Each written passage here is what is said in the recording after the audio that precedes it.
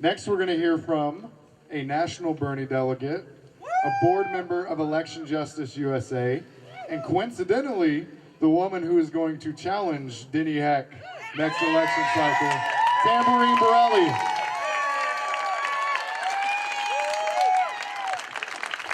Hey, everybody. Is everyone feeling all right? Every single time that I have the privilege to stand at these steps, the magnitude of what happens when I don't care if there's 5 people standing on these steps, the magnitude of what's created when 2 or more gather in the name of something that's right for the people. It's humbling, and I thank every one of you. Really, thank you for taking your time out on this beautiful day to come here and give your time and your energy to something that is such an immutable principle for all of us. We sit here for those who aren't here, that may not even realize that they should be. So give yourselves a heartfelt applause.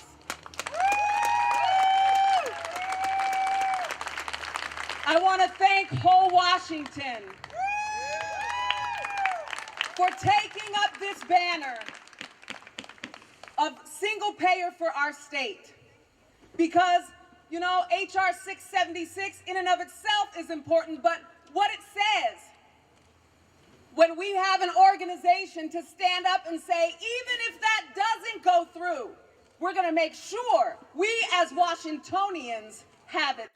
I'm one of the people that would be called the silent majority that is not being silent anymore, because it's just beyond the point of ridiculousness, mind-blowing weirdness. People that, I mean, I know that our friends are intelligent people. It's just bizarre. This obsession with hating Trump. This is coming from someone who used to be considered far left. I, in 2016, was a national Bernie delegate.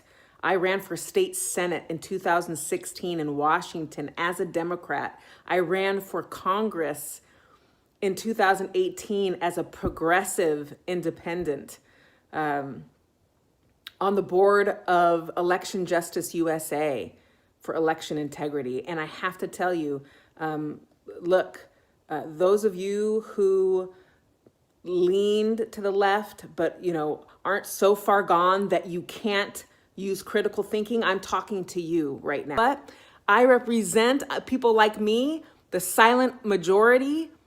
There is millions of people that feel just like I do. I'm breaking up with the left, and Trump, you are, it's funny, you are what I thought, the leader that I thought Bernie Sanders was. Let me tell you something. Wow. So now, there you have it, folks.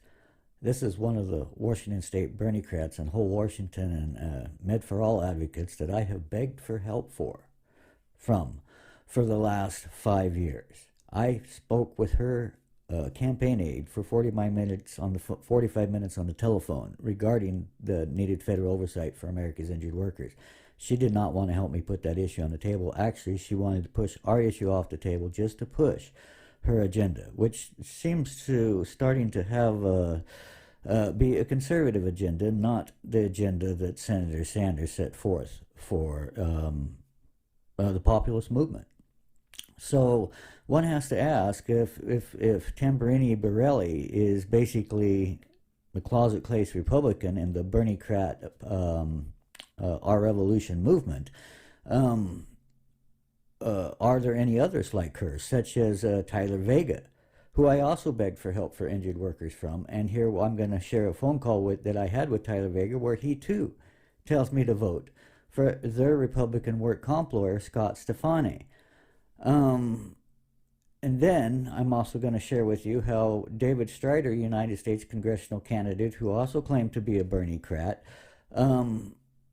calls me a bully for calling him a bully for remaining silent about the war on injured workers and our needed Fed issue as he pushes Med for All at us and a whole Washington issue that when you look under the hood leaves our injured workers behind. We need to fight for maybe possibly for both issues, but to tell the injured workers to go away with their issue as these people have flown the Senator Sanders populist flag behind their heads for 5 years to try and get entrenched Democrats out or get it appears now to be the Republican candidates who are only pretending to be Berniecrats to try and ride this populist movement to get their biz-minded folks into office who don't seem to align politically or morally or philosophically with the democratic social agenda that Senator Sanders has put forth. Some of us injured workers and patients here in America are crying foul. As we've injured workers and the victims of broken state work comp systems the federal government has told us is failing us, we cried out to these Berniecrats for help for 5 years now, as they have all told us no, they can't put our issue on the table. As Jason Call for Congress told me, his priorities were Med for All and single payer and whole Washington, not the injured workers issue, and that I was crazy and needed to go away with my injured workers Fed issue. And he too says to vote for Scott Stefani, their work comp Republican lawyer. There's something wrong with this. There's nothing moral with Gigi Ferguson and the others who seem to sign off on this about lying to the injured workers of America and then turning around and telling us to vote for your Republicans. There's something wrong with that. There's nothing moral about it Monday or any other day of the week. The Washington Democrat Party needs to wake up, and where are our entrenched Democrats? As our Dem Party is being infiltrated and stacked with basically conservative Republican businessmen and women who have no intent of putting forth the Sanders or the minimum federal oversight that the United States Congress Research Service, some smart folks from both sides, told us we need today. Which is the United States Congressional Research Service here in 2020. Smart folks from both sides told us injured workers of America need this Fed issue on the table with any other issues we got going on. So for folks to tell us to just put their issue on the table while they tell injured workers to go away with their issue, there's something wrong with that. And the motives behind saying you're going to help people and you're going to help sick people, but yet you say you can't help injured workers, the weakest links in the chain, when that's all for one and one for all. And that's what we're all supposed to stand for. This is egregious to me as someone who believed in my liberal ideology, basically, to have my own Berniecrat party infiltrated by a bunch of Republican businessmen, that when I came to them in 2015 with the letter from Senator Sanders signed by Senator Patty Murray, and about 10 others telling us that we need this minimum federal oversight to stop a class war on America's injured workers, yet none of these people would help us put that issue on the table. And not only did they put it on the table, they were told us to go away with our issue to push only their agenda that we keep losing on. It's almost as though they infiltrated our party to have our sheep run around in circles for agendas and issues we never do get, while telling injured workers to go away with your issue. There's something wrong with that. We need to take a gut check here and call out the people on our own liberal left that seem to be really nothing but entrenched Republicans, only using the populist movement and this poor people's movement to try and put their own biz-minded folks into office, disguised as big D's. I call foul. Now let's hear from Tyler Vega and him telling me to vote for the Republican Scott Stefani. Howdy folks, my name is Darren Ray Fonso, and I'm here to talk to you about workers' comp, or labor and industries as we call it here in the state of Washington, and about the minimum federal oversight that Senator Bernie Sanders told us injured workers of America we need. Yet we have my own OurRevolution Berniecrats and Tyler Vega failing intently to put that minimum federal oversight on the table. My own Berniecrats and OurRevolution folks seem to be ran by businessmen like Tyler Vega, who wanted me to seek alternative advice from what Senator Sanders told us injured workers we need from their endorsed Republican, log cabin Republican, Scott Stefani, who doesn't seem to know anything about the minimum federal standards that Senator Sanders says we all need to have on the table. So I'm going to let you listen to my phone call with Tyler Vega, where he specifically tells me to seek alternative solutions from their endorsed Republican, Scott Stefani.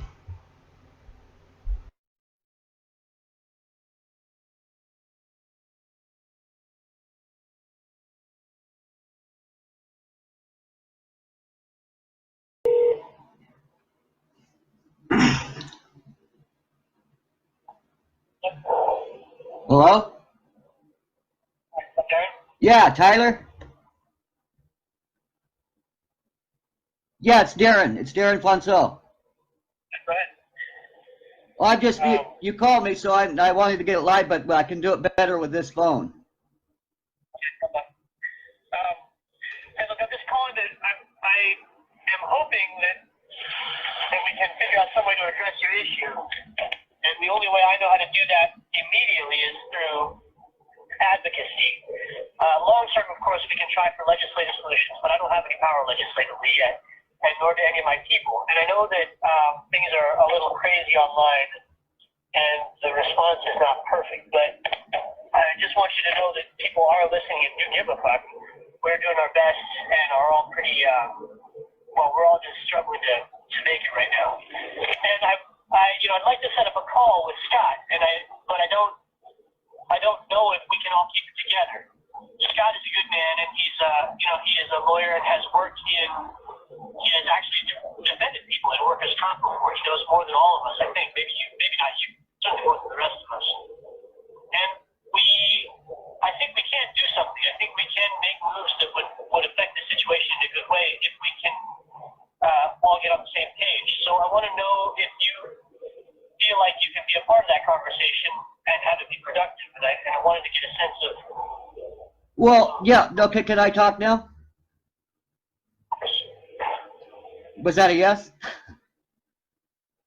Okay. Well, what I want to say, Tyler, is before I go talk to Steve, who I applaud his efforts. He's an awesome lawyer, and he helps the homeless, and he's helping with foreclosure lawyers. He hasn't practiced work comp law in 20 years, and when he did, it was on the federal level, not on the state level, and that's the problem, as the state level. And now another issue I'm having, sir, is that I don't need to talk to him as a lawyer because we have the State Bar Association. Do you know them? The American Bar Association. They have written a letter, and in that letter it talks about the overtaking of the federal overtake of a broken state work comp. No, I mean in there it talks about single payer, sir. It talks about how single payer in Colorado was defeated basically because the workers were not going to have time loss and they were not going to have vocational services. So in other words, we're being cost shifted. And we see the same thing going on here with this single payer plan. And so when you tell me you have a solution, but your solution is single payer, then yeah, it's going to be hard for us to be on the same page with you if your solution for labor and injured workers of America is a single payer plan in one state. Now, the American Bar Association wants Medicare for all across the nation, and we're willing to all fight for that. But what they say, they're lawyers, the American Bar Association, and what they say is the single payer in one state harms labor more than it helps us, and it allows the employers to cost shift their burdens under the grand bargains off to we, the workers. So yeah, it would be hard to me to get on the same page with this other gentleman, but I'm willing to work with you guys, yes. I'm more than willing to do that, but we have to first put on the plate the American Bar Association's report, workers' comp report. Have you read that, sir?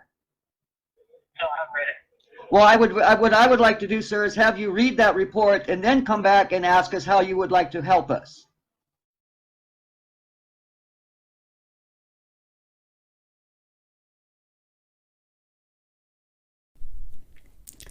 Gee, are we starting to see a pattern here? They tell us they can't put our injured workers fed issue on the table to go away with your issue. We have all these other issues, but gee, please vote for our Republican. Yes, we do see a pattern here.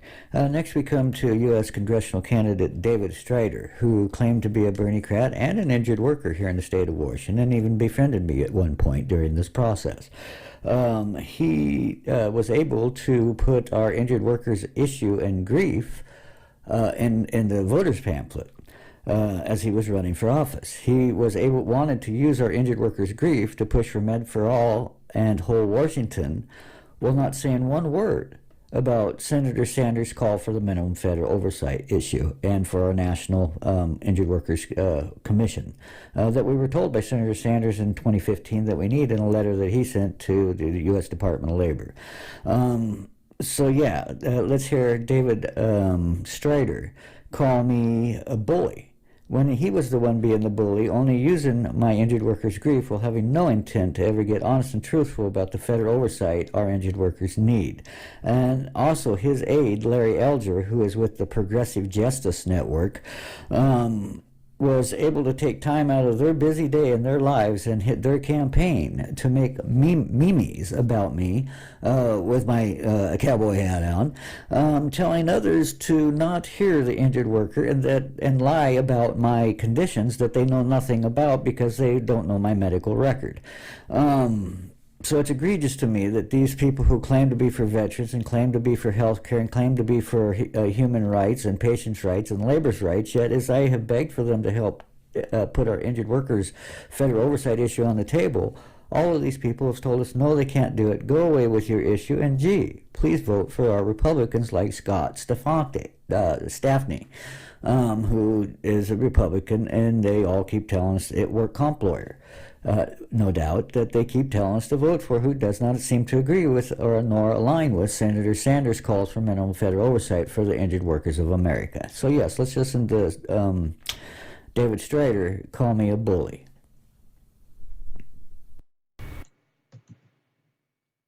Hi, Dave Strider, your candidate for U.S. Senate here in the state of Washington.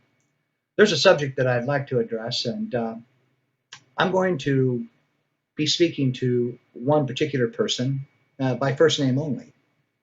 But mind you, these instances could also pertain to all of us. Hello, Darren. From my vantage, you're acting absurd. And why are you cyberstalking me?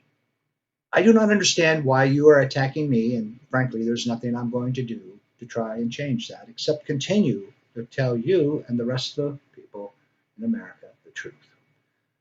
When Bernie Sanders talked about his health care for all, free education, and rebuilding our crumbling infrastructure, I agreed with his positions. Also, in his speeches and comments, Sanders has consistently called for the 1% to pay their way through just and progressive tax laws. The only real-world answer for that is an Eisenhower-style top marginal 90% tax rate. Again, Bernie talked about the same things that I have been saying. Furthermore, I tell this truth, that Bernie has never approached. Taxes do not fund federal spending. Now you're asking to know, what am I talking about? Dr. Stephanie Kelton, one of the advisors on Bernie's staff, must have shared with him the same monetary reality that I have just shared with you.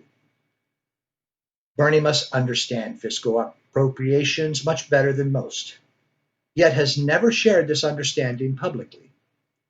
Remember President Nixon? He took us off the gold standard, and in doing so, he changed the way we appropriate public funding. This isn't anything that is a fairy tale. No, it is a fundamental truth. We, like other countries in the industrial world, are fiat currency owners, meaning that we print our own money. When we are spending money, we are doing so in dollars. If we need $1 trillion, Congress orders the Treasury to print and prepare $1 trillion. The related appropriations bill disperses the $1 trillion to those entities that are named in the appropriations bill. So when we hear congressmen and other elected officials tell us that we do not have the money to fund select public services, and that we are going to have to make cuts somewhere else before those services can become a reality, they are lying to us all. They are lying to me and every other citizen here while they skim off billions, sometimes trillions of dollars in cash from our treasury. For the most part, our government is run by criminals. Do I respect Senator Bernie Sanders, Darren? Yes, I do. However, I have questions to ask him. And yes, I do appreciate him coming to Washington State and campaigning to raise money for his reelection. But when the people of Washington have real independents running for office who could use that money, I must speak up. Yes, I want to see Bernie succeed, but not at the cost of so many other people who are trying to make the changes in government that we need. While we may not have all the answers to all the questions, many of us dedicating our lives to save the U.S. and Washington do have the drive and motivation to change what we know is absolutely wrong. And there is much more wrong, isn't there, Darren? Our elected officials are not serving us. They're blaming people who are candidates, independents, progressive, people who are trying to win a race and unseat the very establishment that does not serve the needs of the people. And what exactly are you blaming the candidates for?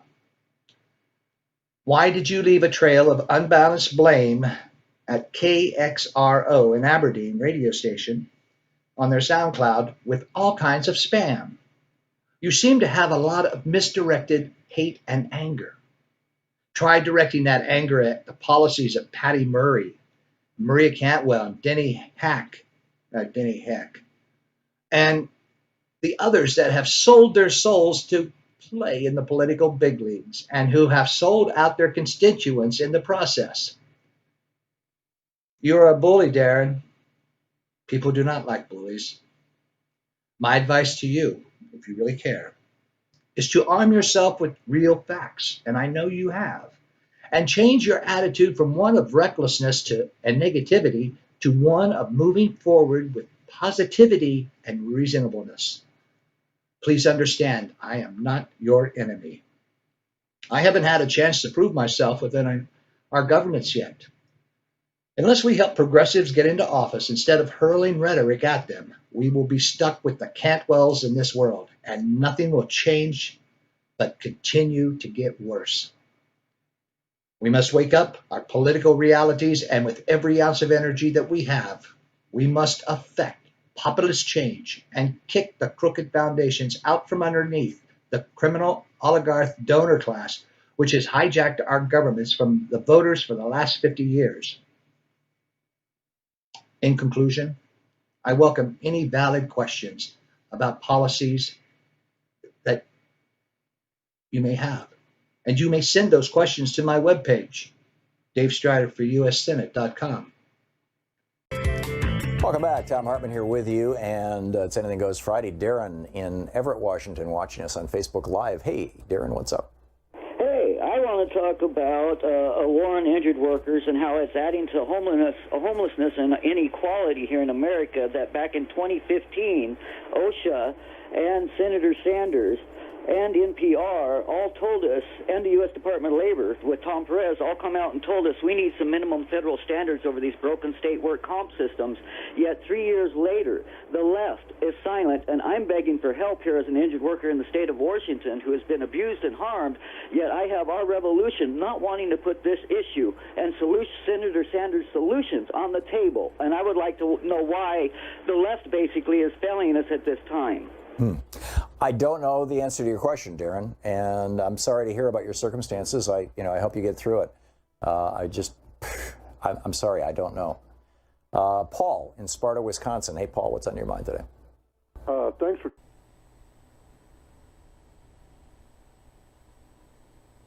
injured workers more, and when you do workers more, and when you do more for injured workers. There. Yes. Yes. And we got to get Tyler elected first before he can do anything about him. When he's elected is when we really hold the feet to the fire. Holding his feet to the fire now that's distracting from the bigger purpose of getting a progressive elected in office and getting things like this in place. So we totally hear you, Darren. We hear you. We've read all your comments on the videos. We know that that's super important. We're trying to get people in place that can deal with that. So be here now. That's a prefix for this whole thing. Yes. We've got to do this when they're in office. We've got to do this when they're in office. So we've got to get them in office, and you can't have them have their entire platform and everything all worked out.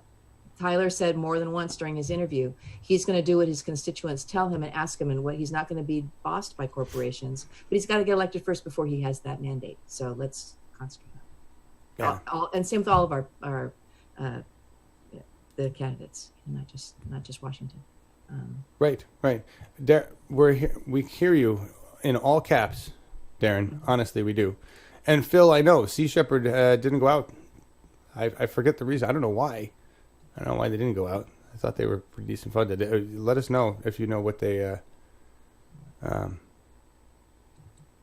is what you've been telling us for 6 years. I haven't been telling anybody anything for 6 years. Hi, Melissa. I don't know what's going on.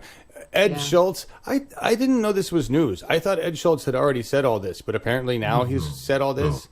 So this is from Darren. Darren's very passionate about this, and I think I've simplified his basic question, but it really stems about how we are letting down our injured workers. And she's wondering, do you support Senator Sanders' call for federal oversight of state work comp systems? Feels like we are really letting our injured workers down in California, and wonder what you thought about that.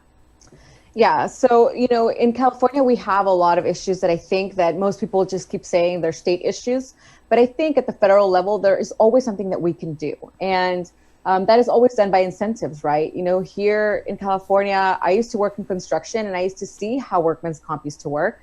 In fact, my boyfriend, he's actually one of the people who was injured here in California. And after you meet a certain amount of days, you're kicked off the program. So you either you're rushed to either settle with the company that you were hurt with.